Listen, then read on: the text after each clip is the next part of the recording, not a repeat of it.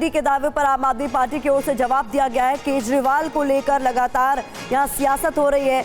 अब बता दें, ईडी की प्रेस रिलीज पर आम आदमी पार्टी का जोरदार हमला। क्या ईडी कोई राजनीतिक पार्टी है? आतिशी की ओर से यह कहा गया क्या ईडी प्रेस रिलीज जारी कर सकती है?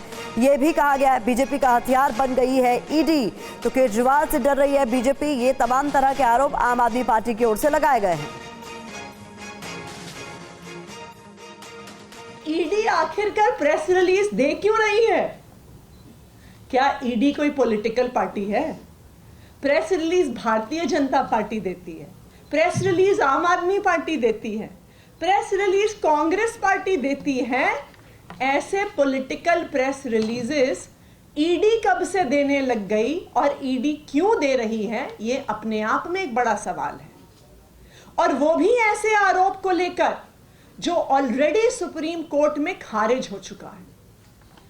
तो ये जो प्रेस रिलीज इशू करना है एक तथाकथित स्वतंत्र जांच एजेंसी द्वारा एक ऐसे आरोप पर जो ऑलरेडी खारिज हो गया है, इस बात को स्पष्ट कर देता है कि अब enforcement directorate ED Bharatiya Janata party का, प्रधानमंत्री नरेंद्र मोदी जी का मात्र एक राजनीतिक हथियार बन के रह गया है।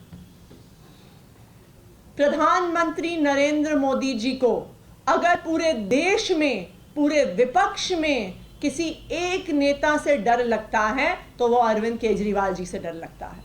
और अब वो ईडी नामक इस राजनीतिक हथियार का प्रयोग करना चाहते हैं चुनाव से पहले अरविंद केजरीवाल जी को गिरफ्तार करने के लिए। और यही माहौल बनाने के लिए ईडी ने इस प्रेस रिलीज को जारी किया है। तो ईडी के समन पर आम आदमी पार्टी हमलावर है तो बीजेपी भी पलटवार कर रही है। प्रेस कॉन्फ्रेंस की जा रही है बीजेपी की ओर से, सीधा रुख करते हैं कि पुलिंदे आपके सामने आज हम खोलेंगे। आप जान के आश्चर्यचकित हो जाएंगे, 9 समन 18 बहाने, 9 समन 18 बहाने। आप याद करिए, जब पहला समन आया था तो बहाना क्या था? दिवाली है। जब दूसरा समन आया तो बहाना क्या था? गवर्नेंस महत्वपूर्ण है। तीसरा समन आया था तो बहाना क्या था? मैं विपश्यना करने गया हूं। चौथा समन आया तो बहाना क्या था? असेंबली चल रही है।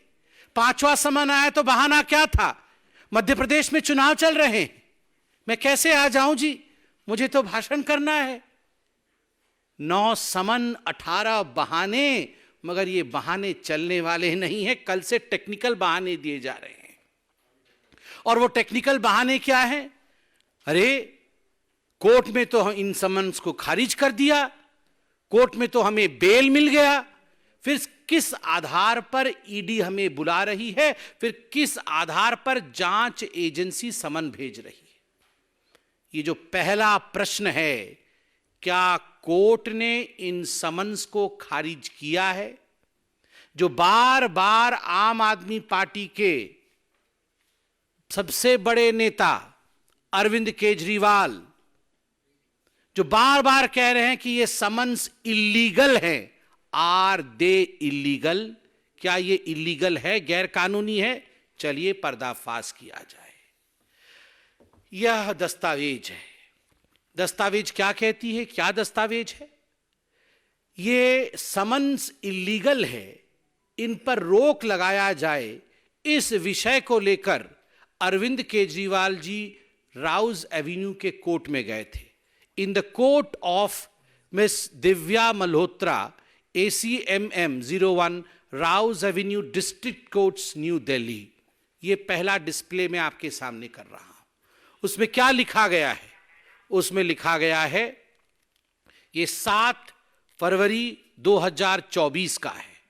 स्पष्ट रूप से उसमें शुरू होता है, this is a complaint filed under section 200 of the code of criminal procedure 1973, by way of this order I shall decide whether there is sufficient material for taking cognizance of the offense under section 174 of the Indian Penal Code 1860 and the grounds for proceeding against the proposed accused Mr. Arvind Kejriwal.